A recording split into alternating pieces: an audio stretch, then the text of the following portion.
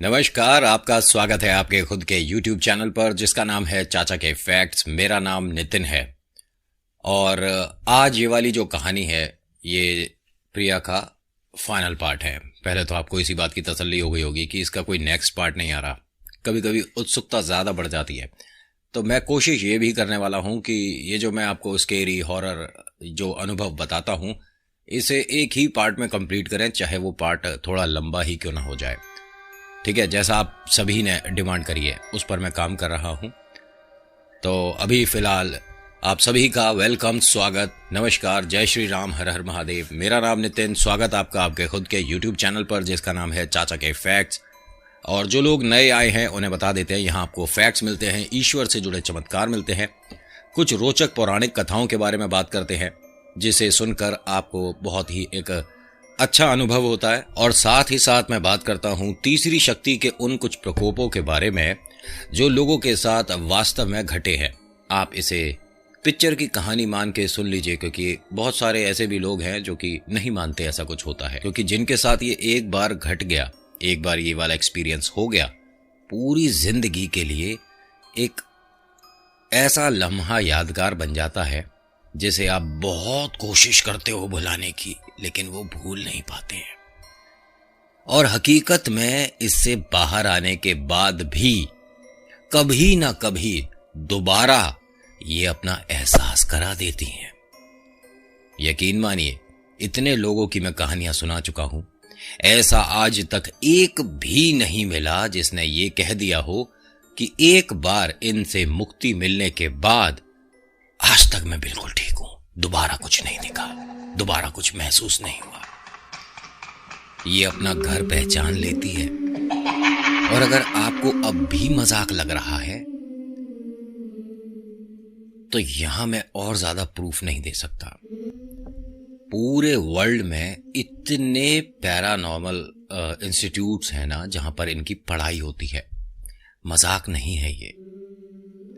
जो आप मेहंदीपुर बालाजी के बारे में बोलते हैं, मैं यहाँ थोड़ा सा अभी टाइम ले रहा हूँ आपका, पहले बता दूं क्योंकि बहुत सारे लोगों के ऐसे अटपटे और वाहियात से सवाल थे।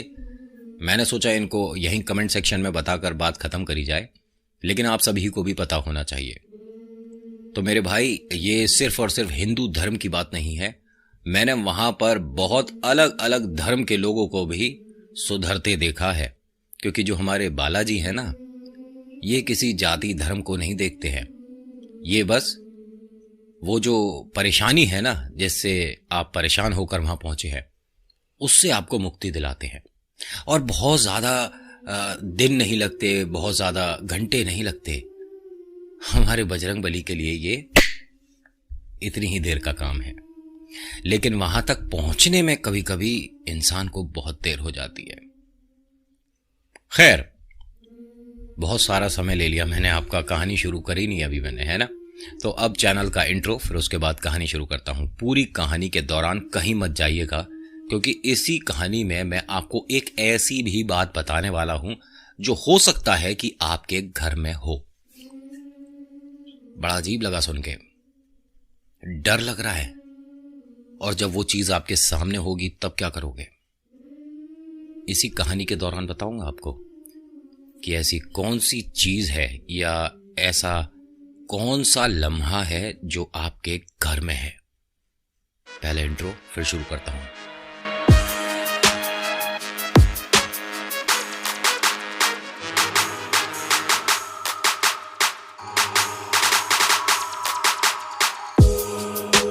ये कहानी जो है आपने सुना ही है कि प्रिया और जो प्रिया की मित्र है मेघा, ये दोनों अभी फिलहाल एक होटल में है जहां पर कुछ अलग से अनुभव हो रहे हैं। अलग से क्या मतलब, तीसरी शक्ति इनको अपनी झलक दिखा चुकी है। इनकी बात पर किसी ने यकीन नहीं करा है, लेकिन हाँ, होटल स्टाफ ने ये बात तो बोली है कि वहां ऐसा कभी कुछ 16 साल पहले करीब हुआ था। उस लड़की को मुक्ति मिली है नहीं मिली है कोई नहीं जानता। अफकोर्स नहीं मिली है, वरना वो बार बार आकर इसे क्यों अपने बारे में बताएगी, दिखाएगी, या क्या कहना चाह रही है वो इसके जरिए बाकी दुनिया से। क्या प्रिया इसे किसी की याद दिला रही है, कहीं ये प्रिया की शक्ल के जैसी तो नहीं है, या कहीं ये भी तो अभिनेत्री नहीं बनना चाहती थी। कुछ भी हो सकता है, क्योंकि ये एक अधूरी इच्छा के साथ गई है लड़की, जो अब वापस आ चुकी है। यहां प्रिया और मेघा अब फर्स्ट फ्लोर पर रहते हैं। इन्हें डरना नहीं चाहिए, क्योंकि वो सभी इंसिडेंट जो हो रहा था वो 6th फ्लोर पर हो रहा था, तो अब वहां तक जाने की कोई जरूरत ही नहीं है। लास्ट पार्ट में आपने सुना था कि उसको अपने रूम के अंदर ठीक मेघा के पीछे वो ही लड़की बैठी हुई दिखी थी, जो बार बार उचक कर झांक कर इसकी तरफ देख रही थी। इसने लाइट जलाई और कमरे में कुछ नहीं था। अगली सुबह मेघा तो सोकर उठती है, लेकिन प्रिया अपने बेड पर कोने में बस ये मानिए डरी सहमी सी बैठी हुई है। मेघा उसे देखती और कहती है, बड़ी जल्दी उठ गई, सब कुछ ठीक है? उसने कहा, मैं रात में सो ही नहीं पाई। मैंने उसी लड़की को पहले तो यहां वॉशरूम में देखा, फिर ठीक बेड के कॉर्नर पर तेरी तरफ बैठे हुए देखा था। मेघा बहुत तेज हंसती है और बोलती है कि अब तो रहने दे, मतलब अब हम 6th फ्लोर पर नहीं जा रही तो वो हमारे लिए फ्लोर उतर कर नीचे आ रही है। क्या बेवकूफों वाली बात कर रही है, और ये हमारा सिर्फ एक भ्रम था, मैं तो ये मानती हूं, क्योंकि मैं भूल चुकी हूं इन सभी चीजों को। कुछ भी नहीं था ऐसा, पता नहीं कौन सा ऐसा सपना था जो कि हम खुली आंखों से देख रहे थे। प्रिया ने कहा कि झूठ बोलकर अपने मन को बहला मत, महसूस तूने भी करा है, देखा तूने भी था। कम से कम पूरी दुनिया यकीन नहीं कर रही, तू तो मेरा यकीन कर। उसने कहा, मैं देख किसी भी बात को ना अपने दिमाग पर ज्यादा हावी नहीं करती। छोड़ ना अब ये सब, मूव ऑन कर और निकल। हम कितने दिन के लिए आए हैं, कल हमारी शूटिंग ओवर हो जाएगी, यहां से चले जाएंगे। उसने कहा, सब ठीक है, लेकिन मैं डर रही हूं, मेरी हिम्मत नहीं हो रही, और मैं ये सोच रही थी कि क्यों ना हम कल तक के लिए कोई दूसरा होटल ले लें। अरे अपने पैसों से रह लेंगे, लेकिन रहेंगे तो सुकून के साथ। उसने कहा, ठीक है मेरी माँ, जैसा तू कहेगी वैसा कर लेंगे, फिलहाल जा रेडी हो, आज शूट पर जाना है ना। उसने कहा, लेकिन तू कहीं जाएगी नहीं, ठीक है, और प्लीज मैं वॉशरूम जा रही हूँ, नहा रही हूँ, और बाहर से तू मेरे साथ बातें करती रही हो। उसने कहा, ठीक है मैं बात कर रही हूँ, लेकिन मैं बस हूँ हाँ करूंगी, बहुत ज्यादा लेक्चर नहीं देने मेरे को। फटाफट से जा, नहा और फिर तैयार होकर नीचे चलते हैं, जब तक मैं कॉफी ऑर्डर करती हूँ। कॉफी पिएगी? उसने कहा, पीऊंगी। अब मेघा 2 कॉफी ऑर्डर करती है और प्रिया नहाने चली जाती है। जैसे ये वॉशरूम में अंदर जाती है, आवाज देकर कंफर्म करती है, मेघा देख जाइयो कहीं नहीं, मेरे को डर लग रहा है यार, तू है ना? आवाज आती है, फिर प्रिया का एक और सवाल, तुझे क्या लगता है कि मैं झूठ बोल रही हूं? फिर उधर से आवाज आती है, नहीं। अच्छा, अगर वो जो लड़की है सिर्फ मुझे दिख रही है, तो कहीं वो मेरे थ्रू कुछ कहना तो नहीं चाहती या कुछ करना तो नहीं चाहती? तभी वहां से आवाज आती है, हाँ। इसे बड़ा अजीब लगा, क्योंकि इसका सवाल खत्म होने से पहले ही ये मानिए मेघा को सवाल पता था, इसीलिए उसने तुरंत जवाब दे दिया। बड़ा अजीब लगा इसे। दरवाजा खोलकर देखती है तो रूम में मेघा नहीं है। तभी इनका दरवाजा खुलता है और मेघा 2 कॉफी लेकर आती है। अच्छा, नहा ली तू? मैंने फोन किया था, उन्होंने मुझे दोबारा फोन करा कि अभी रूम सर्विस के लिए थोड़ा टाइम लगेगा, तो मेरा तो मन था तो मैं खुद जाकर ले आई। प्रिया बोलती है दोबारा से कि ये क्या मजाक कर रही है तू मेरे साथ? उसने कहा, कॉफी लाना कब से मजाक हो गया? अरे तूने कहा था ना कि कॉफी पिएगी, तो मैं कॉफी लेने चली गई, इसमें प्रॉब्लम क्या है? रूम सर्विस में टाइम था, हमें जल्दी निकलना है यार, तू कैसी बातें करती है? प्रिया बोलती है कि मैं जब नहा रही थी, अंदर वॉशरूम में थी, तू मेरे साथ बात कर रही थी। उसने कहा, मैं तो नहीं कर रही थी, वही तेरी फ्रेंड वो जो 6th फ्लोर वाली है वो बात कर रही होगी। इसका ये जो मजाक है ना, किसी के लिए बहुत बड़ा एक डराने के लिए सच है।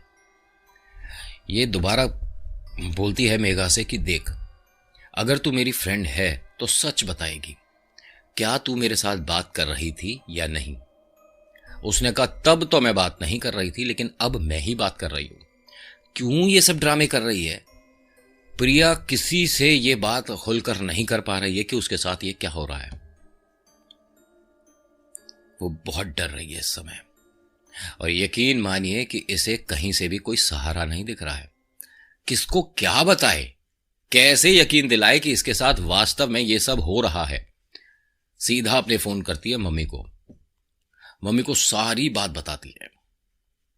वहां से मम्मी का जवाब सुनिए, एक्टर बन गई मेरी बिटिया, स्टोरी सुना रही है, स्टोरी मुझे डराने की कोशिश कर रही है। ओ मैं तो डर गई, बहुत ज्यादा डर गई मैं तो, अपने पापा को डरा। अब ये रो रही है। लेकिन एक बात बता दूं, बिटिया का एक आंसू भी पिता को हिला देता है। मां तो कभी कभी उस चीज को इग्नोर कर देगी। यकीन मानिए, जब बिटिया की विदाई हो रही होती है ना, तो शादी में सबसे ज्यादा दुखी ये जो बहुत हार्ड और स्ट्रांग होते हैं ना पापा लोग, ये रोते हैं। इनकी आंखों के आंसू सब कुछ बता देते हैं। जैसे ही इन्होंने फोन पर बात करी, प्रिया की आवाज से पहचान गए कि ये मजाक नहीं कर रही। बिटिया डर रही है और वास्तव में कुछ हुआ है।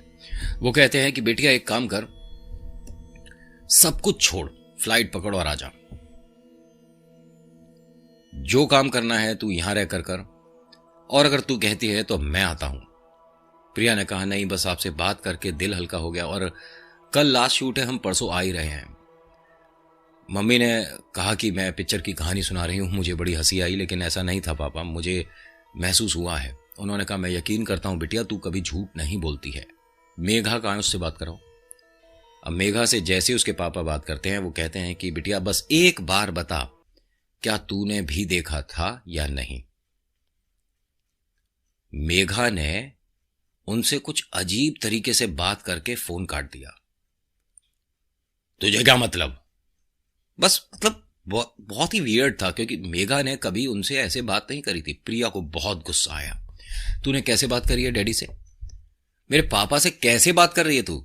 तू मेरी बचपन की फ्रेंड नहीं होती ना, तो अभी रूम से बाहर निकाल देती तेरे को। तो उसने कहा कि तेरे साथ रहना भी कौन चाहता है। मनमुटाव हो गया, जोड़ी टूट गई। ये वही लड़की है जो बार बार प्रिया का हौसला बढ़ा रही थी। उसे पसंद नहीं है प्रिया के पास किसी और का होना, किसे आप जानते हो। मेघा गुस्से में उसके रूम से बाहर निकल गई। प्रिया रूम में अकेली है। प्रिया शीशे के सामने बैठकर जब तैयार हो रही है, तो बार बार इसका जो बाथरूम वाला दरवाजा है ना, पीछे वाला, वो हल्का सा खुलता है और फिर हल्का सा वापस से वैसे ही हो जाता है। मतलब ये मानिए कि अंदर से कोई झांकने की कोशिश कर रहा है इसे। इसने एक दो बार तो नोटिस करा, तीसरी बार बड़े गुस्से में पलटी और बोलती है, कौन है? कोई आवाज नहीं। कोई हो तो आवाज भी आए। ये तो उस तरफ ध्यान ले जाने के लिए था। ये जैसे ही पलटती है, शीशे के सामने इसे किसी की इमेज दिखती है, जो ठीक इसके पीछे खड़ी है। पहले तो घूमने की हिम्मत थी, जो दरवाजा देख लिया, अब पलटने की हिम्मत सी नहीं हो रही। तभी इसकी जो फ्रेंड है दरवाजा खोल देती है, और वो पीछे जो इमेज दिख रही थी वो हट जाती है। वो रोते रोते बोलती है, मेघा कि तू कितना भी डांट ले मुझे, मैं तेरा साथ तो नहीं छोड़ूंगी। और ये दोनों एक दूसरे के गले लगकर रोने लग जाती हैं।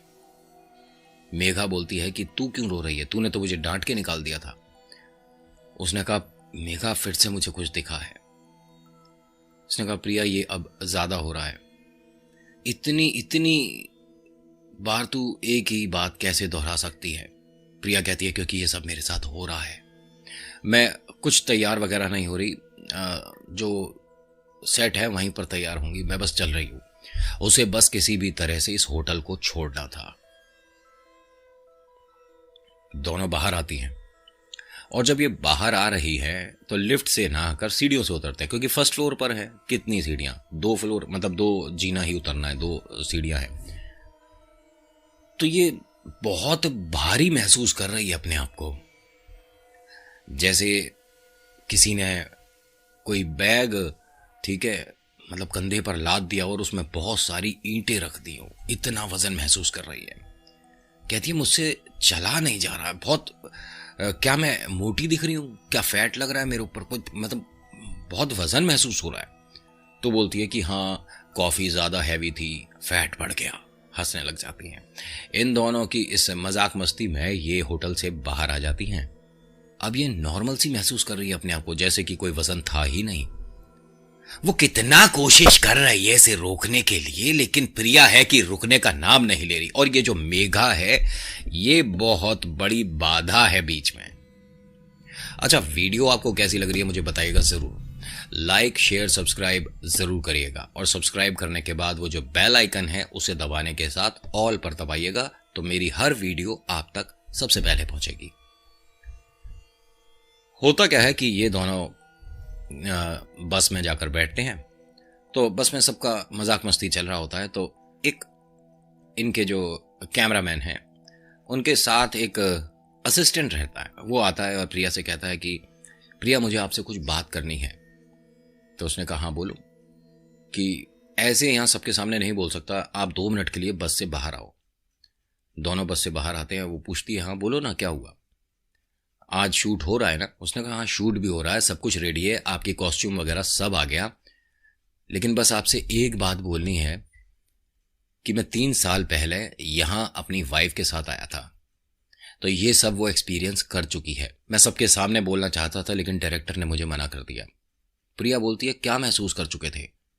तो उसने कहा ये मेरी वाइफ के साथ सब हो चुका है जो आपके साथ अभी हो रहा है, इसीलिए एक छोटी सी मेरे को आपको बात बतानी है, हो सकता है आपके किसी काम आ जाए। वो बोलती हाँ बोलो। अब यहां प्रिया की उत्सुकता और डर दोनों बढ़ रहे हैं। उसने कहा कुछ भी हो जाए, आप लाल कपड़े या शादी का जोड़ा इस तरह का मत पहनिएगा अभी, जब तक आप किसी मंदिर या किसी पंडित जी से मिलकर ये सारी बातें नहीं बता देती। क्योंकि मेरी जो धर्मपत्नी है उनके साथ ये 1 दिन 2 दिन खेल हुआ था और तीसरे दिन ज्यादा हो गया था। बस मैं आपको एक तरह से छोटी बहन की तरह कुछ समझा रहा हूं। अगर आप, उसने कहा मैं क्यों पहनूंगी, मैंने कौन सा यहां पर तैयार होकर घूमना है, लेकिन जो हुआ था वो सब बताओ ना मुझे। उसने कहा इतना टाइम नहीं है और मुझसे मना किया है डायरेक्टर ने कि मैं आपसे ना मिलूं और ये सब ना बताऊं। तभी डायरेक्टर आवाज देते हैं और बोलते हैं कि आप दोनों बाहर क्या कर रहे हो, बस में बैठिए, चलना है। प्रिया का डर अब ज्यादा हो रहा है, लेकिन जैसे जैसे इनकी बस चलना शुरू होती है, होटल से दूरी बढ़ती है, वैसे वैसे प्रिया थोड़ा सा नॉर्मल महसूस कर रही है अपने आप को।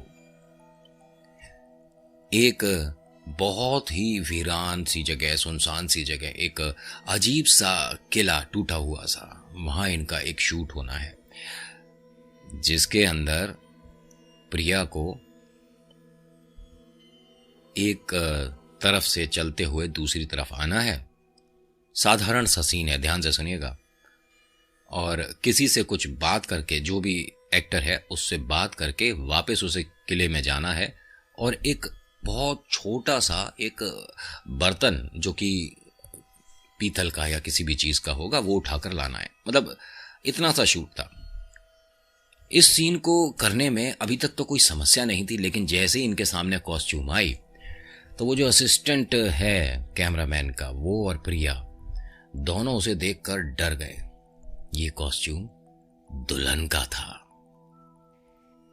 डायरेक्टर से पूछती है कि ये पहनना जरूरी है। तो डायरेक्टर बोलता है कि अरे कैसी बातें करती हो तुम, अब जीन्स टी शर्ट में तो दुल्हन नहीं दिखाएंगे ना। अरे ये उसका नेक्स्ट सीन है और ये जरूरी है कि यहां से आपको मतलब आपकी लाइफ में बहुत बड़ा चेंज हो जाएगा। वो धीरे से बोलता है जो असिस्टेंट कैमरामैन है, दीदी चेंज हो ही जाएगा अगर आपने ये पहना। वो बोलती है डर के कि मुझे बड़ा अजीब सा लग रहा है, मैं नहीं पहन पाऊंगी। मेघा आती है और डांटती है कि क्या बोल रही है, ऐसा क्या है, ये एक शादी का जोड़ा ही तो, मैं नहीं पहन पाऊंगी। अरे कितनी बार हमने पहना है शादियों में, जा फटाफट से तैयार होकर। वो कहती है कि तू समझा कर, मुझे किसी ने मना किया है ये पहनने के लिए। तो मेघा कहती है अच्छा तुझे मना किया है, किसने, उसने, चुड़ैल ने, वो जो छठे फ्लोर पे रहती है, वो यहां आ गई, उसे तू लेकर आई थी। अरे यहां आ गई तो वो तो आसपास ही होगी कहीं, चल मिल के आते हैं उससे। ये बार बार इस तरह की जो बातें करते हैं ना लोग, जो सोचते हैं कि हम किसी का मजाक उड़ा रहे हैं, उनको आपको सुनने में कोई दूरी ज्यादा नहीं तय करनी पड़ती है। प्रिया को सभी ने ये बोल दिया एक तरह से कि या तो आप मूवी करेंगे या नहीं करेंगे, बहुत हो गया अब। प्रिया की सारी चुलबुलाहट खत्म हो चुकी है। वो डर के किसी को नहीं बता पा रही कि मैं ये क्यों नहीं पहन रही हूं, लेकिन भैया मजबूरी में पहनना पड़ा। अब वो तैयार होकर आती है, उसे अच्छे से दुल्हन के लिबास में तैयार करते हैं और वो खंडर के दीवार के पास में जाकर खड़ी होती है। कैमरामैन से बोलते हैं कि आप तैयार हैं? उसने कहा हाँ बिल्कुल रेडी में। पहले आप शॉट देख लीजिए, एक छोटा से रिहर्सल करते हैं प्रिया, ठीक है, उसके बाद हम फाइनल शॉट करेंगे। प्रिया ने कहा ठीक है। प्रिया अभी खड़ी हुई है। कैमरामैन ने जैसे ही कैमरा को चालू किया है उसमें कुछ प्रॉब्लम सी आनी शुरू हो गई एकदम से, मतलब स्टिल नहीं हो रही। जो फोटो है उसमें कुछ गड़बड़ सा हुआ एकदम। इसने दोबारा सारी चीजें चेक करी, कैमरे को दोबारा से रीस्टार्ट करा, चालू करा उसे। फिर प्रिया को जब ये फोकस कर रहा था तो वो जो कैमरे में प्रिया दिख रही थी और ये उसे देख रहा था, वो उसमें से चली गई। मतलब कैमरे में, आप समझ पा रहे हो ना मैं क्या बता रहा हूं? जो कैमरा है उसकी स्क्रीन में से प्रिया चली गई। तभी कैमरामैन ने अपने आप को कैमरे से हटाकर झांका, कहां जा रही हो? और जब वो इस तरह से बोल रहा था तो प्रिया इधर ही खड़ी है, झलक दिखा रही है। डायरेक्टर ने पूछा अब तुम्हें क्या हुआ? उसने कहा नहीं कुछ नहीं, मैं करता हूं। कैमरामैन किसी को नहीं बता पा रहा कि ये हुआ क्या था, और जो असिस्टेंट कैमरामैन है वो समझ चुका है कि खेल शुरू हो गया है और वो यहां तक आ गई है। वो कैमरामैन दोबारा से कैमरा चालू करता है और इस बार प्रिया के पीछे से वो जाती हुई दिखी है, सेम उन्हीं कपड़ों में। वो वापस हटता है और कहता है कि ये कौन है? डायरेक्टर ने पूछा अब क्या हुआ? कैमरामैन बोलता है कि सर अभी जैसे प्रिया ने कपड़े पहने हैं सेम कोई कपड़े पहन के जो यहां घूम रहा है उसे हटाओ, पहले तो डिस्टरबेंस हो रही है। अब सब लोग उसे ध्यान से देख रहे हैं और किसी के पास कोई जवाब नहीं है, क्योंकि सब शूटिंग देख रहे हैं। प्रिया के पीछे से कोई नहीं निकला है, कैमरे में साफ दिखा है। डायरेक्टर ने कहा कि अब तुझे क्या हुआ है? ये सब बेवकूफों वाली बातें क्या तुम मानोगे नहीं? दिखा मुझे, शूटिंग चल रही थी ना, रिकॉर्डिंग हो रही थी ना, दिखा मुझे। उसने कहा हाँ देख लो। वो रिकॉर्डिंग जब उसने देखा तो कुछ रिकॉर्डिंग मिली नहीं। बोलता है कि सेव नहीं हुई होगी, मैं दोबारा करता हूं, अगर दोबारा दिखती है तो इस बार मैं रिकॉर्ड करूंगा। उन्होंने कहा हाँ करो, रिकॉर्ड करो। अभी प्रिया को नहीं पता है ये, क्योंकि प्रिया काफी दूर खड़ी है, बार बार इशारे से पूछ रही है कि क्या हो रहा है। और यहां से कैमरामैन और बाकी सभी लोग बोल देते हैं कि बस हो रहा है, आप 2 मिनट। कोई उस बिटिया को भी तो बताए कि वो किसके नजदीक खड़ी है या कौन उसके आगे पीछे घूम रहा है। इसे पता लगना जरूरी था, किसी ने नहीं बताया। अब मेघा ठीक कैमरामैन के पीछे आकर खड़ी हो गई देखने के लिए कि ये हो क्या रहा है। अब वो प्रिया के बिल्कुल पास में खड़ी है, सिर्फ ये मानिए कि एक हल्का सा डिस्टेंस है, कैमरे में दिख रही है। कैमरामैन कांपते कांपते हाथों से रिकॉर्डिंग शुरू करता है, इशारे से डायरेक्टर को बुलाता है कि चुपचाप आओ इधर, मैं दिखाता हूं। डायरेक्टर वहां पर आता है। जैसे ही कैमरे पर उसकी नजर जाती है, कैमरे में कुछ नहीं है। जिसको दिखाना है, जिसको महसूस कराना है, जिसको झलक दिखानी है, वो दिखा चुकी है। कैमरामैन यहां मना कर देता है शूटिंग के लिए। मैं शूटिंग नहीं करूंगा, मैं कर ही नहीं सकता। जो मैं देख रहा हूं मैं आपको समझा रहा हूं, लेकिन आप नहीं मान रहे। प्रिया बिटिया से बोलो कि जो ये बोल रही है वो सच है और ये अपने घर के लिए निकले, और निकलो यहां से सब लोग।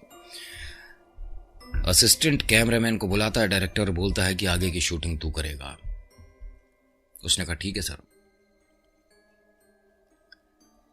प्रिया को इशारे से वो लोग बोलते हैं कि ये फाइनल है, ठीक है, कोई रिहर्सल नहीं है, आप फाइनल दो और निकलते हैं यहां से। प्रिया बोलती है ठीक है। अब प्रिया वो ही सब सीन करती है जो उसे बताया था। कैमरे में रिकॉर्डिंग हो रही है और इस बार वो जो है प्रिया की दोस्त, दिख नहीं रही है, ना सामने आई है, ना कैमरे में कोई झलक है। क्योंकि ये जो कैमरामैन है, जब इसकी धर्मपत्नी भी इसी परेशानी में आई थी तो इसे किसी ने कुछ मदद के लिए दिया था, वो इसने पहना हुआ है। तो वो जो शक्ति है वो प्रिया तक आ नहीं पा रही, क्योंकि ये कैमरा तो चला रहा है, साथ ही साथ बाबा का नाम ले रहा है, जय भोले, बिटिया की रक्षा करो, दीदी की रक्षा करो, दीदी परेशानी में नहीं आनी चाहिए। देखिए, अगर आप किसी को न जानते न पहचानते, लेकिन उसके लिए भी अगर आप ईश्वर से प्रार्थना करते हैं ना, तो ईश्वर बहुत जल्दी सुनते हैं। मैं आपको नहीं जानता, लेकिन मैं बोलता हूं कि आप हमेशा खुश रहो, सदैव खुश रहो, बहुत सारी खुशियां मिले, आप रोग मुक्त रहें, धन खूब हो आपके पास, ईश्वर सुनेंगे मेरी। आप मानो ना मानो, मैंने बहुत एक्सपीरियंस करा है, अपनी रियल लाइफ आपको बताऊंगा, अपना एक्सपीरियंस बताऊंगा तो सच में रोंगटे खड़े हो जाएंगे आपके। और हाँ, तीसरी शक्ति का जो प्रकोप हुआ है वो भी बताऊंगा, और ये वाला जनवरी में महसूस किया है, इसी साल बताऊंगा। अभी फिलहाल आपकी कहानियां अपनी भी किसी समय सुनाऊंगा जरूर। अब यहां प्रिया के साथ ये जो शूटिंग होनी थी, होने के बाद प्रिया फटाफट से जाकर अपना वही जीन्स टी शर्ट पहनकर बस में आकर बैठ जाती है। मेघा से पूछती है कैमरामैन को क्या हुआ, उसने बीच में शूटिंग क्यों छोड़ दिया। तो डायरेक्टर ने सुन लिया और उसने बोला कि उसकी समस्या है, उसकी प्रॉब्लम है, मुझसे पैसे ज्यादा मांग रहा था, मैंने मना कर दिया। तो उसने कहा फिर तो कोई बात नहीं, यहां मैं किसी की जॉब के बारे में ऐसे नहीं पूछ सकती, चलिए सॉरी मैंने पूछा। डायरेक्टर ने कहा ना ना, मेरे को कोई दिक्कत नहीं है, मेरे पास तो हर बात का ऑप्शन रहता है। देखो प्रिया, अगर तुमको भी ये लगता है कि तुम ये सब करके डरा कर कुछ प्रॉब्लम क्रिएट कर दोगे, तो मैं मेघा को आगे की पिक्चर दे दूंगा। मेघा बोलती है कि मैं बिल्कुल नहीं करूंगी, आपको ये लगता है कि आप प्रिया का सीन रोल काट कर मुझे देंगे और मैं अपनी बेस्ट फ्रेंड के साथ ये बेईमानी करूंगी, तो ऐसी पिक्चर मेरे और मेरी फ्रेंड के बीच में दरार नहीं ला सकती। आप गलत जगह अपना हुनर दिखा रहे हैं। मैं सिर्फ 10 मिनट की शूटिंग के लिए थी, मैं उसमें खुश हूं, मुझे नहीं बनना कोई हीरोइन। प्रिया बोलती है कि सर आप ये क्या बोल रहे हो, आपको नहीं कराना पिक्चर नहीं कराओ, लेकिन ये इस तरह की ना धमकी वगैरह मत दो हमें। जो मैंने महसूस करा मैंने बताया, आप नहीं मानो तो कोई बात नहीं। यहां जो ये कैमरामैन है, ये प्रिया से बोलता है कि दीदी आपसे मुझे बात करनी है, क्या मैं आपको कुछ गिफ्ट दे सकता हूं, एज अ फैन मैं आपको बहुत पसंद करता हूं। यहां डायरेक्टर बोलता है कि क्या गिफ्ट देना है मुझे बता। उसने कहा नहीं, ये मेरा और दीदी का बात है, मैं आपको क्यों बताऊंगा। अब यहां इसके पास, डायरेक्टर के पास ना ऑप्शन नहीं है कि इसे धमकी दे या हटा दे, क्योंकि जो मेन कैमरामैन था वो जा चुका है और ये जो असिस्टेंट कैमरामैन है ये बस दीदी की मदद करना चाह रहा है। जैसे ये सब लोग होटल पहुंचते हैं तो बस से उतर रहे हैं, जो असिस्टेंट कैमरामैन है जो कि प्रिया को दीदी बोलता है और मदद करना चाहता है, ये जैसे ही बस से उतरता है तो डायरेक्टर इसे आवाज देकर बुलाते हैं और कहते हैं कि तुम्हें मैं पहली और आखिरी वार्निंग दे रहा हूं, अब प्रिया के आसपास नहीं दिखोगे। उसने कहा लेकिन आप मुझे वो सब क्यों नहीं बताने देना चाहते, मैं कोशिश कर रहा हूं कि इनकी मदद हो, ये समस्या में है, प्रॉब्लम में है। तो उसने कहा तू जिस काम के लिए आया है सिर्फ वो करेगा, ज्यादा ज्ञान देने की जरूरत नहीं है। यहां लोगों के मन में ये डर मत फैला, भूत ने देखा था, ये क्या पागल है क्या, हम कोई हॉरर स्टोरी बना रहे हैं, क्यों लोगों के मन में ये फालतू की बातें। साइंस ने कितनी तरक्की करी और तू आज भी ड्रामेबाजी कर रहा है। मुझे तो शक होता है कि वो जो तेरी वाइफ की तबीयत खराब हुई थी वो भी कहीं ड्रामा तो नहीं था। उसने कहा कि आप यहां कुछ भी बोलो, मेरे मन से उसका ना तो डर हटा सकते ना उसका विश्वास।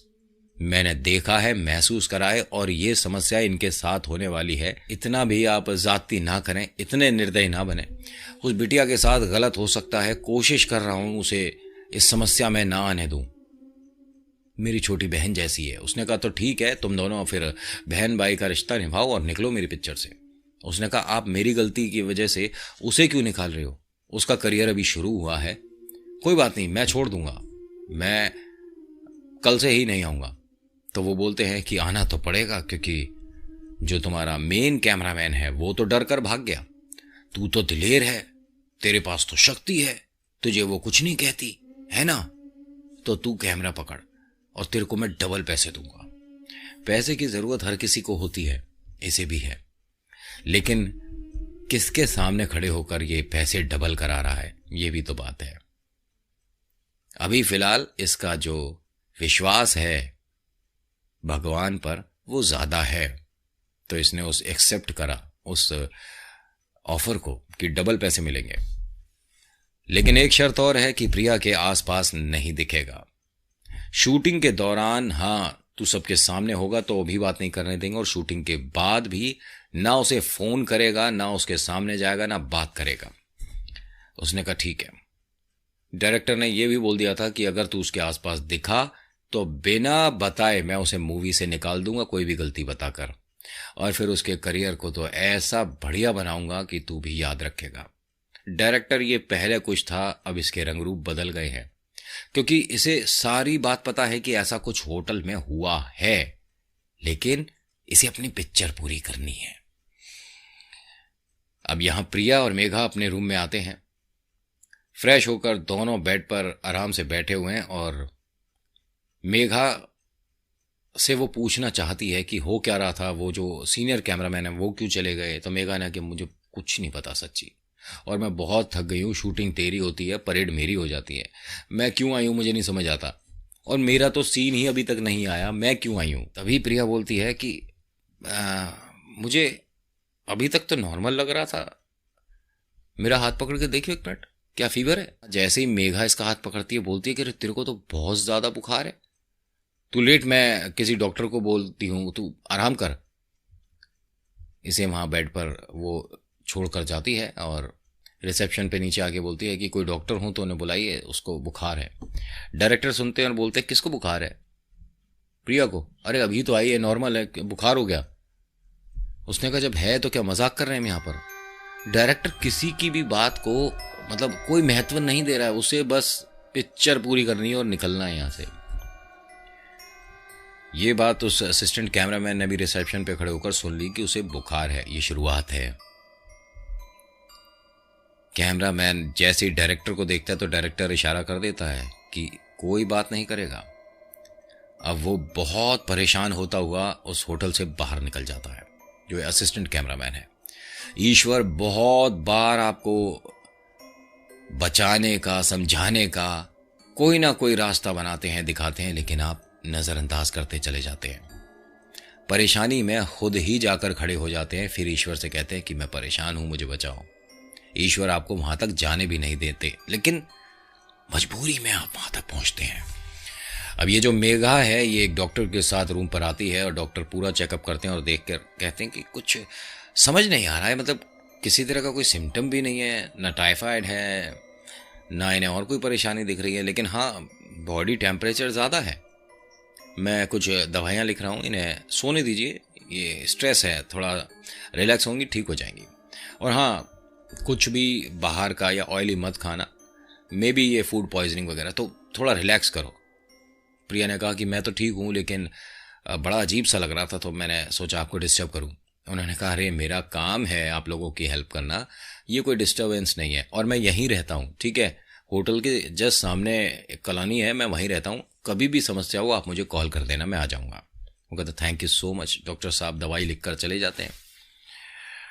डॉक्टर साहब होटल से निकले हैं और इसका बुखार तेज हो गया और दवाइयाँ खाती है, अब से ठंड लगनी शुरू हो रही है। मेघा बोलती है कि एक काम करते हैं, रिस्क वगैरह नहीं लेते, सीधा हॉस्पिटल चलते हैं, वहीं ट्रीटमेंट अच्छा हो जाएगा, क्योंकि डॉक्टर साहब यहाँ पर अच्छे से शायद ना देख पाए हों। चलना। उसने कहा मेरा कहीं जाने का मन नहीं है। उसने कहा फिर किस चीज़ का मन है? तो बोलती है मुझे भूख लग रही है बहुत तेज़, कुछ खाने को मंगा। उसने कहा अच्छा बता क्या खाएगी? उसने कहा कुछ भी मंगा, बस बहुत तेज़ भूख लग रही है। तो मेघा कहती है कि मैं ऑर्डर नहीं देती, मैं सीधा नीचे जाती हूँ और कुछ लेकर आती हूँ, ठीक है, इनके रूम सर्विस बहुत बेकार है। प्रिया बोलती है हाँ जा, मैं ठीक हूँ। अब ये मेघा जैसे ही रूम से बाहर जाती है, प्रिया खड़ी होती है, वॉशरूम का दरवाज़ा खोलती है और शावर के नीचे खड़ी हो जाती है। इसे बुखार था अभी और ये कुछ कर नहीं रही है, अब ये हो रहा है। और पूरी भीगी हुई ये वहीं जमीन पर आकर बैठ जाती है। और इनके रूम में जो सजने संवरने की चीजें थीं, लिपस्टिक हो गया, सिंदूर हो गया, उससे अब अपने आप को संवार रही है। भीगी है पूरी अभी फिलहाल, ऐसे में सिंदूर लगा रही है, बिंदी लगा रही है, गहरे लाल कलर की चूड़ियां डाल रही है जमीन पर बैठकर, और सिंदूर से ही जमीन पर कुछ बनाना लिखना शुरू कर रही है। तभी दरवाजा खुल जाता है। मेघा सामने होती है। प्रिया को देखकर मेघा के हाथ से वो प्लेट छूट जाती है जिसमें वो खाना लाई थी। प्रिया के कंधे पर वो ही लड़की बैठी हुई दिख रही है, ये मानिए टंगी हुई दिख रही है, और वो घूर कर देखती है मेघा को कि जा यहां से। मेघा कुछ नहीं बोलती, बस चिल्लाती है वहां पर खड़े होकर, और वो हिल नहीं पा रही है, मानिए कि वो जाम हो गई है। सब लोग आते हैं भागते हुए, पूछते हैं मेघा क्या हुआ। मेघा सिर्फ हाथ से इशारा कर कर बताती है कि देखो सामने क्या हो रहा है। सबको जमीन पर बैठी हुई प्रिया तो दिख रही है उन्हीं हालात में जैसी वो है, लेकिन वो लड़की किसी को नहीं दिख रही। बस ये मानो कि उसने मेघा को हल्का सा इशारा दे दिया कि मैं इसके साथ हूं, अब दोस्ती तेरे से तो खत्म हो गई, तू निकल जा यहां से। लेकिन मेघा भी पक्की दोस्त है, वो इसे छोड़कर जाने को तैयार नहीं है। सब लोग उसको उठाते हैं, जो वहां के क्रू वगैरह हैं वो उसे पहुंचते हैं। वो सब, उसने अजीब तरीके का मेकअप किया था, डरावना सा थोड़ा, और जो जमीन पर था, काफी लोग जो रूम में आए उसकी वजह से सिंदूर से वो जो बना रही थी, लिख रही थी, वो सब मिट गया, लोगों के पैरों में आ गया और सब डिस्टर्ब हो गया। यहां इसका बुखार एकदम से उतर गया। सब लोग आए हैं, ऐसे में डॉक्टर साहब को भी किसी ने कॉल कर दिया कि उसकी हालत ज्यादा खराब है, हम सोच रहे हैं हॉस्पिटल लेकर जाएं। तो डॉक्टर साहब कहते हैं कहीं मत लेके जाओ, मैं तुरंत आ रहा हूं। अब वो जैसे इसकी नब्ज देखते हैं, ये नॉर्मल है, और बेड पर आराम से बैठकर बोलती है कि आप सब यहां पर कैसे हो, क्या हुआ, फिर से कोई सीन डिस्कस करना है क्या? अरे अब मुझे सोने दो, मुझे आराम करना है। डॉक्टर साहब की लाइफ में ये पहली बार हुआ है कि किसी को इतना टेम्परेचर हो और वो इतनी जल्दी नॉर्मल हो जाए। यहां साइंस की धज्जियां उड़ चुकी हैं, समझ रहे हो? जो बहुत सारे लोग मुझे साइंस का मैसेज करते हो, धज्जियां उड़ गई, साइंस खिड़की से बाहर हो गई है कुछ ही मिनटों में। मेघा होटल से बाहर चली जाती है रोती रोती कि मैं ये कैसे ठीक करूं। तो होटल से ही थोड़ा 10-5 कदम दूरी पर वो असिस्टेंट कैमरामैन है जो कि बैठा हुआ जमीन पर रो रहा है। वो उसे देखती है और बोलती है कि आप रो क्यों रहे हो, सब ठीक है? तो वो हाथ जोड़ता है और कहता है कि दीदी को बचा लो, वो बहुत प्रॉब्लम में है। तो बोलती है कि मैं भी यही चाहती हूं, लेकिन समझ नहीं आ रहा कैसे। तो वो कहता है कि आप सिर्फ मुझे 2 घंटे का समय दे दो, मेरा घर यहीं है, मैं यहीं रहता हूं, मुझे 2 घंटे लगेंगे आने जाने में। मेरे घर पर मेरे पास 2 माला है, साफ साफ बताता है कि मेरे पास रुद्राक्ष की माला है, ठीक है, और वो पड़ी हुई माला है। मैं आपको समझा देता हूं कि वो अच्छे से मंत्रों के साथ सिद्ध करी हुई माला है, ठीक है, जिस पर महादेव का आशीर्वाद है। बस आप प्रिया दीदी के ये सिर के पास रख दो, उसे कोई समस्या नहीं होगी। मेरे पास ये वाली माला 2 है, एक मैं इस्तेमाल करता हूं, एक मेरी पत्नी। मैं अपनी माला अभी इनको दे देता, लेकिन ऐसे दे नहीं सकते। घर पर जाऊंगा, शुद्ध करूंगा, फिर मैं अपनी माला अपनी धर्मपत्नी को दे दूंगा और उनकी माला लेकर आऊंगा, ठीक है। ये जिन्होंने सिद्ध करी है उन्होंने ये भी बताया था कि सिर्फ ये आपकी पत्नी के लिए है और स्त्री के लिए, मतलब, और ये पुरुष के लिए, इस तरह से बना के दिया था उन्होंने। तो उन्होंने कहा लेकिन जब आप अपनी माला उन्हें देंगे तो फिर आप, उन्हें कोई बात नहीं, बाबा भोलेनाथ बहुत अच्छे हैं, मुझे कुछ नहीं होगा। वो कहती है कि आप जल्दी ला दो। यहां अब जो समस्या है वो किसी को नजर नहीं आ रही है, ठीक है। प्रिया सबको गुस्से से रूम से बाहर निकाल देती है। सब लोग बाहर निकल जाते हैं, लेकिन डायरेक्टर जो है वो वापस आ जाता है रूम में। और दरवाज़ा बंद कर कर बोलता है कि प्रिया, तुम्हारे ड्रामे चल रहे हैं ना, ये जो तुम खेल खेल रही हो, कभी अपने आप को परेशान दिखा दोगी, कभी तुमने किसी को कुछ देख लिया, ये वो जो भी तुम कर रही हो, ये अभी की अभी खत्म हो जाना चाहिए, ठीक है, वरना अभी मैं तुम्हें यहां पिक्चर से निकाल कर बाहर कर दूंगा। तभी पीछे से दरवाजा खटखटाता है कोई। डायरेक्टर कहता, अभी 1 मिनट बात कर रहा हूं ना, आ जाना थोड़ी देर बाद। क्या समझी प्रिया? और वो आराम से बेड पर बैठी है, बस इसे देख रही है, इस तरह से बस चेहरा हिला रही है। तुम्हारी समझ आ रहा है ना, ये सब दोबारा नहीं होना चाहिए। प्रिया बस इशारा ही कर रही है। दोबारा दरवाजा खटका देता है कोई। ये बोलता है कि क्या है, कौन है? दरवाजा खोलता है गुस्से में, तो वहां प्रिया है। प्रिया कहती है कि सर, आपने मुझे बाहर करके अंदर से लॉक कर लिया, आप बात किससे कर रहे थे? डायरेक्टर ने किसी बात का कोई जवाब नहीं दिया और वो दरवाजे से बाहर गया और सीधा भागता हुआ, ये मानिए कि होटल से बाहर निकला है। अब ये उसे असिस्टेंट कैमरामैन को ढूंढ रहा है, जो कि यहां नहीं है, वो अपने घर गया है। प्रिया का खेल अब पूरे होटल में शुरू हो चुका है। अब प्रिया वहां से बाहर आई है, ग्राउंड फ्लोर पर है और जीन्स टी शर्ट में नॉर्मल है, ऐसा कुछ नहीं कि कुछ अलग सा कुछ पहना हुआ है, नॉर्मल चल रही है।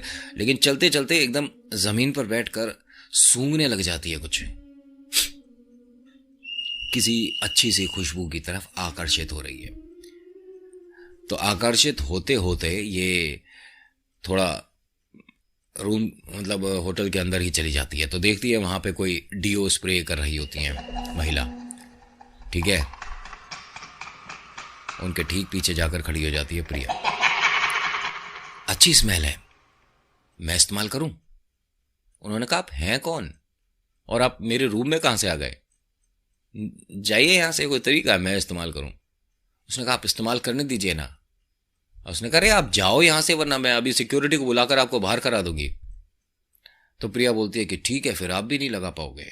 उसने बस ये बोला है और इसके हाथ से वो शीशी छूट जाती है, जो परफ्यूम की शीशी होती है, इस महिला के हाथ से छूट जाती है और ये दोनों हाथों से प्रिया, ठीक है, जमीन पर गिरे हुए उस परफ्यूम को इस तरह से छूती है और सूंघती है। बहुत अच्छी खुशबू है। अब जमीन पर बार बार उसी तरह से कर रही है ये और सूंघ रही है, ठीक है, स्मेल बहुत अच्छी लग रही है इसे। अब ये जो महिला है, इसे लगा कि लड़की कुछ पागल वागल तो नहीं है, क्या कर रही है, इस तरह से कौन स्मेल करता है परफ्यूम की बोतल गिराकर। और वो जो कांच है वो सब इसके हाथों में गड़ा हुआ है, जो बोतल का कांच था, लेकिन इसे कोई फर्क नहीं पड़ रहा, इसे खुशबू अच्छी लग रही है। वो एकदम इसका हाथ पकड़ लेती है महिला और कहती है कि बिटिया, तुम्हारे हाथ पे, 1 मिनट दिखाओ इधर। अरे किसी डॉक्टर को बुलवाओ, इसके हाथ में ये कांच वांच लग गया है। तो बोलती है कि ये सिर्फ तुम्हारी वजह से लगा है, मैंने कहा था स्मेल अच्छी है, थोड़ा सा यूज कर लूं, मना किया, तुम्हारी वजह से। और इतना बोलकर उसने उस महिला का उसी कांच लगे हाथ से हाथ पकड़ लिया, ठीक है। उनके काफी प्रॉब्लम हाथ में शुरू हो गई है, क्योंकि इसके हाथों में तो कांच कड़ा हुआ है और उसी हाथ से इनको पकड़ रखा है। सिक्योरिटी आती है, इनका हाथ छुड़वाती है। तकरीबन 4 या 6 लोग आए थे प्रिया का हल्का सा नाजुक सा हाथ हटाने में। सिक्योरिटी ने इन दोनों को छुड़ाया है, ठीक है, और प्रिया को इसी के रूम में बंद कर दिया है बाहर से, और ये कहा है कि अब इसे हम पिक्चर में नहीं रखेंगे, इसकी ये बेवकूफियां बढ़ रही हैं और इसे निकाल रहे हैं हम पिक्चर से। मेघा इंतजार कर रही है उसका, क्योंकि उसने कहा था कि आप होटल के बाहर ही मिलिएगा, मैं डायरेक्ट कमरे तक नहीं ला सकता, मुझे डायरेक्टर नहीं आने देगा। तभी वो भी आता है और आकर इसे मेघा को जल्दी से वो रुद्राक्ष की माला देता है और बोलता है कि बस दीदी के ये सिर के पास रख देना और ध्यान रहे कि इस पर पहली नजर ही उनकी पड़नी चाहिए, कोई नहीं देखेगा बीच में, आप भी नहीं देखेंगे इस लिफाफे को खोलकर। उसने कहा ठीक है, मैं नहीं खोलूंगी।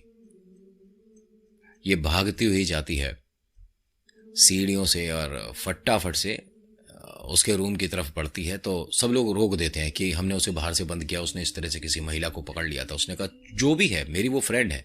तो डायरेक्टर बोलता है कि हमने उसे पिक्चर से निकाल दिया और तुम भी जा सकती हो। उसने कहा ठीक है, जब हमें मूवी से निकाल दिया तो आप होते कौन हो हमें रोकने वाले, हटो यहां से वरना अभी मैं केस कर दूंगी। हमें क्या, आप क्या समझ रहे हो, पढ़े लिखे नहीं है हम, हैं? आपने तो हद कर दी है। मतलब किसी के साथ यहां समस्या हो रही है और आप अपना मूवी खेल रहे हो। आप हटिए बीच में से। अब वो सबके ऊपर भारी पड़ गई और उसने सभी को अलग कर दिया और रूम का दरवाजा खोला तो सामने वो बैठी हुई है प्रिया, और बोलती है क्या लाई है, खाने का कुछ है क्या, दिखा मुझे। अब बोलती है कि हाँ तेरे लिए बहुत स्पेशल चीज है और इसके बाद तू यहां पर दिखेगी भी नहीं। वो जैसे ही लिफाफा खोलकर रुद्राक्ष की माला निकालती है, ये बेहोश हो जाती है। अब इसको बेहोशी में ये मेघा दोनों हाथों से उठाती है, जैसे तैसे बेड पर रखती है और इसके गले में ये रुद्राक्ष की माला ओम नमः शिवाय बोलकर पहना देती है। तकरीबन 1-1.25 घंटे बाद इसकी आंख खुलती है। ये नॉर्मल है, लेकिन कुछ स्क्रैचेस हैं जिससे पता पड़ता है कि हाँ कुछ हुआ था, हाथों में चोट है। और वो कांच इन लोगों ने निकलवाए भी नहीं थे, उसे इसी हालत में बंद कर दिया था इस रूम में। अब इसे दर्द हो रहा है कि मेघा ये सब क्या है। उसने कहा बाद में बताऊंगी, अभी तू कैसा महसूस कर रही है, सब ठीक है। उसने कहा हाँ सब ठीक है, लेकिन मेरे दर्द हो रहा है यार, किसी डॉक्टर को बुला, ये निकलवा, ये हाथ में देखियो। मेघा दोबारा पूछती है तू ठीक है? तो प्रिया बोलती है मैं ना इसी हाथ से तेरे बहुत तेज मारूंगी, ये सब ड्रामेबाजी मत कर, मेरे दर्द हो रहा है। मेघा हंसकर बोलती है यानी कि अब मेरी प्रिया मेरे पास है। उसे गले लगाती है और जब वो उसे गले लगाती है तो कोई गुस्से में, ये मानिए कुछ सामान बहुत बुरी तरह से जमीन पर मार के जाता है। इनके वॉशरूम में किसी तरह की कोई आवाज आती है बहुत तेज, ये दोनों डर जाती हैं, दरवाजा खोलकर देखती हैं तो वहां अंदर तो खैर कोई नहीं है, लेकिन हाँ इनके जो रूम में सामान वगैरह रखा था ना, वो एक छोटी सी शोकेस टाइप की थी। वो शोकेस जमीन पर गिरी हुई थी, कांच की सी थी, ठीक है, जिस पर ये शैम्पू वगैरह बॉटल्स वगैरह थी, वो जमीन पर गिरी हुई थी। अब ये दोनों हंसकर क्या बोलती है, अरे कोई भूत होगा, और ये हंसने लग जाती हैं। मेघा डरी हुई है क्योंकि उसे पता है कि इसकी सहेली किन हालातों से बाहर निकली है। इसके बाद डायरेक्टर इन्हें मूवी से निकाल देते हैं। ध्यान से सुनिएगा। ये बाहर आती हैं, अपने डैड को कॉल करती हैं। डैड कहते हैं कोई बात नहीं, अच्छा एक्सपीरियंस था, तूने पिक्चर छोड़ दी, कोई बात नहीं, उसने निकाल दिया, कोई बात नहीं, जितना किस्मत में है उतना तो जरूर मिलेगा। ऐसे लोग किसी का भी करियर बना नहीं सकते, बिगाड़ने की कोशिश करते हैं। कोई बात नहीं बिटिया, तू आ जा। अब वो कैमरामैन, जो असिस्टेंट कैमरामैन है, वो दूर से देखता है प्रिया को और दोनों हाथ जोड़ता है और कहता है दीदी आप ठीक हो।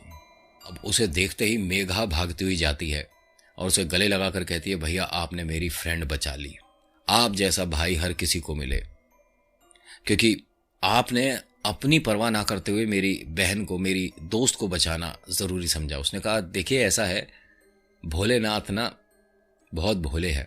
मैंने उनसे कहा था कि मैं अपनी ये जो माला है, रुद्राक्ष जो है, अपनी बहना को दे रहा हूं, बाकी मेरा ख्याल तो आप रख ही लोगे। और हाँ बिटिया, ये सारी बातें अपने घर पर भी बताना, और मैं एक पंडित जी बताऊंगा जो कि आपको मेहंदीपुर बालाजी मिलेंगे, उन्हें भी बताना। मैंने उनसे भी बात करी है और उन्होंने ही मुझे ये सब तुम्हें कहने को बोला है। तुम अब ठीक हो। उसने कहा लेकिन मैं मेहंदीपुर बालाजी क्यों जाऊंगी और मेरे गले में ये रुद्राक्ष की माला क्यों है? उन्होंने कहा बस ये मान लो कि आज के बाद आपकी सुबह दोपहर शाम महादेव के नाम के साथ ही होनी चाहिए। बस आप एक बार, बस एक बार ओम नमः शिवाय बोल देना और ये जो हुआ है जिंदगी में दोबारा नहीं हो पाएगा। उसने कहा लेकिन अगर मैंने ये माला हटाई तो क्या वो भूत आ जाएगा? उसने कहा अगर आपको ये मजाक लग रहा है तो करके देख लेना। उसके बाद से आज तक इनके गले से ये रुद्राक्ष हटा नहीं है। आज की वीडियो में इतना ही। आज की वीडियो आपको कैसी लगी प्लीज बताइएगा मुझे। 2 बार बोल दिया क्या मैंने? चलो thank you so much for watching. This is Nitin. मुलाकात करूंगा आपसे एक अगली वीडियो में। हर हर महादेव, ओम नमः शिवाय। धन्यवाद।